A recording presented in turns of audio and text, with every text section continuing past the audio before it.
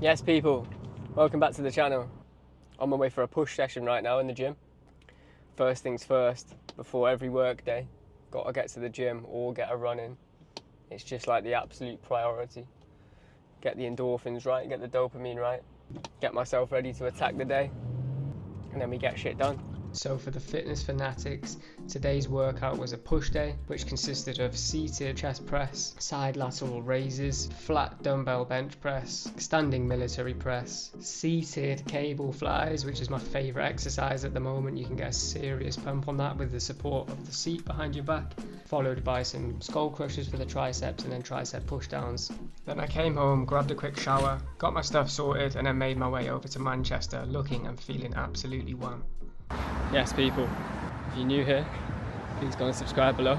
I'm currently commuting into Manchester city centre. Just made it for a tram as well. See if we can make this.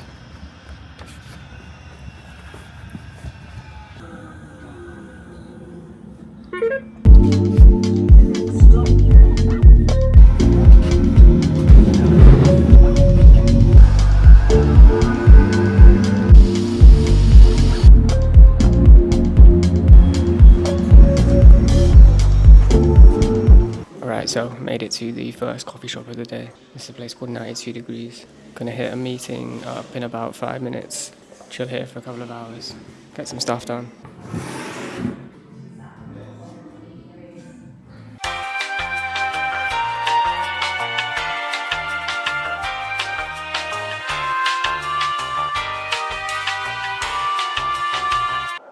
This is an honourable mention for the Osmo Pocket 3. So if you've ever seen it, it's like a little handheld gimbal, basically, with a small camera. They've just brought out the Osmo 3 in the last maybe 12 months. It's got a little 1-inch sensor now. Basically, I was using the Sony ZV-1 before, which had a 1-inch sensor, and it was a good little camera, right? I'm not really big into camera gear, so I don't really understand that stuff. However, I know it enough to know that when I've been using this Osmo 3 for the last couple of weeks now, quality is just nice, it's good, it's enough, and it's actually more than enough that I need to be able to do kind of like just vlog style videos and more, but my camera kind of like skills and my video making skills aren't quite up to scratch yet to be making any like cinematic-y kind of shit. So you know, we'll get there. Would like to introduce more of that stuff into the vlogs, but for now I'm still got to kind of focus on looking at the camera and not looking at the screen, right? One of the better features though on this camera is that you can connect it to your phone via the DJI Mimo app. And essentially what you can do, if you can see that, is you can jump on the camera and I can move it around whilst it's recording, or at least like set the camera up, frame it, connect to it via Bluetooth, via the app, and I can get a live recording of what it's like. So I'm kind of like adjusting the frame here so that I'm just in it quite nicely. And then you've got all the settings, you can see all the playback. You can quite nicely just transfer the stuff over to your phone. For example, if I'm recording vertical stuff for TikTok and Instagram Reels, I can just take the stuff off my phone, throw it into CapCut, for example. And it's such a neat little tool. And if I'm honest, I feel like it kind of top trumps the GoPro Quick app. It's a similar kind of setup. You know, you've got like a live preview. You can, you know, set the shot up. You can see what's going on with the settings and stuff via the app. But the DJI Mimo app just feels like almost like a 2.0 version, or what the GoPro app should be. No hating on either of them. You know, both are really great cameras. I've got the Hero 11 Black. It's really, really nice. I took that to Greece. You can actually see that video somewhere up here if you want to go and check that out. Spent the week in Greece and I only took a GoPro. And to be honest, it was quite good. I was quite surprised. It was really nice to be able to have one camera that I could just take around and, you know, jump in the sea with, you know, record like POV shots, record like face shots, you know, like just walking around. I just had one little camera to turn on, and that's kind of what I'm looking for really with with something like the DJI Osmo Pocket 3. Something that I can just like throw around in my bag with me. It's not going to take up too much room. It's great quality, easy to use, has a bunch of features out the box, and just allows me to reduce that time to recording by as much as possible, so I don't have to think about what I'm doing, and I can just pick the camera up, record whatever. I think that's kind of like what gels with me so nicely. So for lunch, it's kind of like brunchy kind of vibe. I've got some Greek yogurt, 100 grams of Greek yogurt, whole packet of blueberries, so there's about 150 grams of blueberries in there, and then a couple of sliced strawberries, followed by, which I might actually add this in now, a banana too. Got to get those natural sugars in, you know what I'm saying? Doesn't get much better than that. And actually, this is the first time I think I've ever bought strawberries in my life. Got to get them in. Because summer is quickly going. It's quickly leaving us, especially here in Manchester. So, got to make most of the those summer fruits, you know what I mean? Keep it going.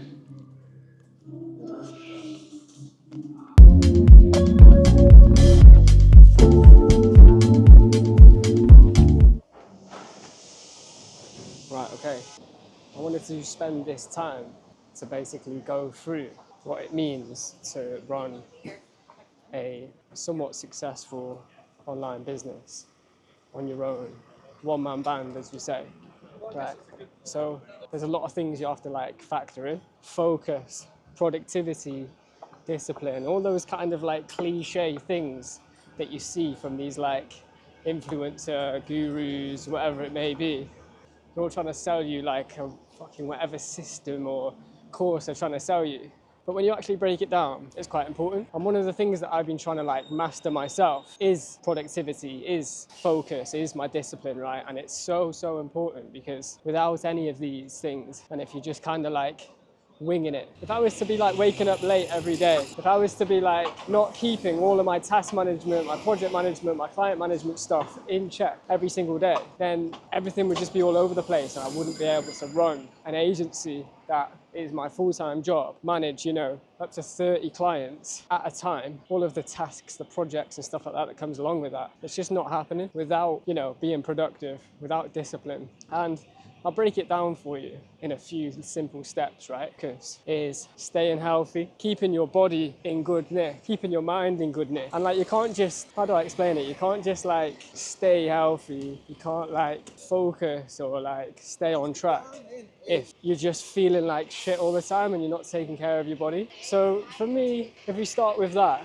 the focus, right? What is it that kind of keeps you on top form every single day? It's usually a good night's sleep. It's usually some form of exercise, each day, or at least a few times a week. And it's eating well, as well as hydration, right? So there's 4 key things there that help you focus. The biggest thing is obviously sleep, which ties into discipline by way of going to, sleep and waking up at the right time, getting at least 7 or 8 hours of sleep, maybe no more than that. So to focus, you need discipline. To focus, you need productivity, because, if you're not planning your days ahead, if you're not keeping on track of the stuff that needs to be done, then how are you meant to focus? Because you're focusing on trying to focus and trying to be productive. So they all kind of align, right? And I'd say these are like the biggest things that has been a bit of a learning curve for me when kind of going full time with my business online, because I don't have a manager to be telling me what to do, to be telling me that I'm doing right or wrong, or that I'm like slacking here. I've just got myself and my progress. So,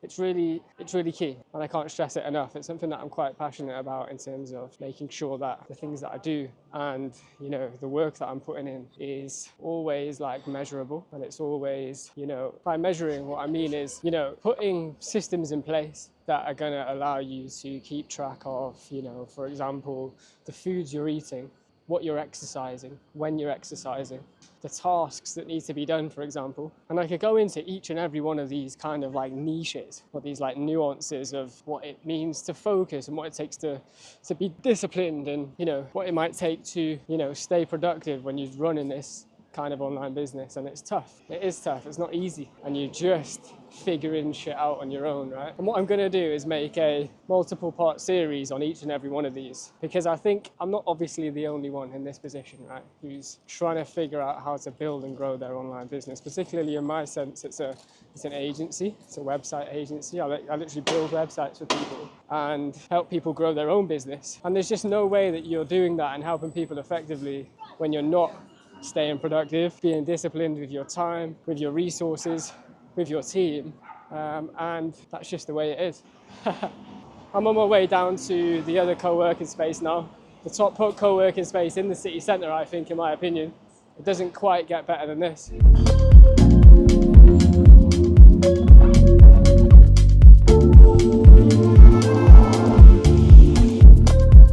So we've touched down at Whitworth Locke, a cosy bar, hotel, restaurant, coffee shop based right in the centre of Manchester City.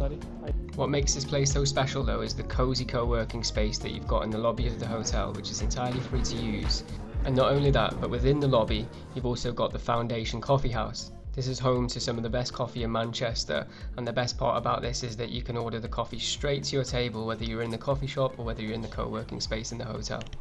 One of the good things about remote working is like you can quite literally find any place that you feel comfortable, so long as you've got a Wi-Fi connection, and just, you know, work. I guess like the beauties of online working, remote working is that, well, it's exactly that, you know, you get to work from wherever you want. Sometimes there's restrictions in terms of like workload, what you've got on, who you're working for, what type of work you're doing, in terms of like where you can go, how long you can go for and stuff like that. But really, I think so long as you find like a decent coffee shop, a decent co-working space that's, you know, comfortable for you to work in, and it's not just busy all the time, you know, it's always got like loud people, or, you know, like, but sometimes you might prefer that. Like, there's a couple of places here in Manchester that's like that, and I don't mind it sometimes, but then there's other times that I prefer to be in a place like Whitworth there, where, you know, you can quite literally just, you know, sit in a quiet corner, know that it's not going to be too rowdy, and then get your shit done. So that's definitely my go-to. I think that's definitely like one of the kind of more productive places for me to go to. I think when we think about the cons though, although there's not too many, obviously depending on how often you need to go to places like coffee shops or co-working spaces, you've got kind of two big things really, is obviously like the cost of drinks, coffee and food, but then you've also got, for the actual co-working spaces, like some of them charge like per day, per month. You know, you don't really need that here in Manchester. There's so many good coffee shops that I feel like, you know, it kind of takes away from some of the co-working spaces. Obviously there's pros and there's cons to that as well, but I think, you know, when you're kind of you know, keeping things like quite low cost in between working from home and then just kind of like traveling and getting about. Some of the coffee shops here are just 10 out of 10, and it takes away the need for, you know, these like expensive or like medium priced co-working spaces for sure. So let's see if I can make it across here now without dying. I'm going to just send it in a minute. So I've been talking to a couple of co-working spaces here that look decent, but because I live over in Cheshire, which is, it's only a maybe 20-25 minute drive from the city centre, so it's ideal. I don't think I actually come into Manchester enough, and especially now that we're coming out of the summer, you know, if it's going to be raining all the time, like, it is just easier for me to work from home. However, on the other side of that is I really have to break the week up if I'm working from home and I'm busy. Yeah, if I'm pretty busy and I'm just constantly working from home, I think it like you know, you need to come to a place like Manchester and just break the week apart. It's not even always Manchester, it's you know, just getting out of the house for the most part, because like I said, I kind of run this business largely on my own. And, you know, they say it can get lonely. I don't really get too lonely, to be honest. Like, I think I've got so much focus on like getting shit done that I don't really kind of feel that. And then when it's a nice day like today, you know, sometimes you just can't beat a nice day in the city either. Sometimes you just have to take maybe an hour out of the day, go for a little stroll, see what's going on, do you know what I mean? At the time right now, 5:10. Hopefully the trams aren't too busy. It's going to be heavy if they are. Go on. Not going to work, mate. Go on, you can work. Yeah.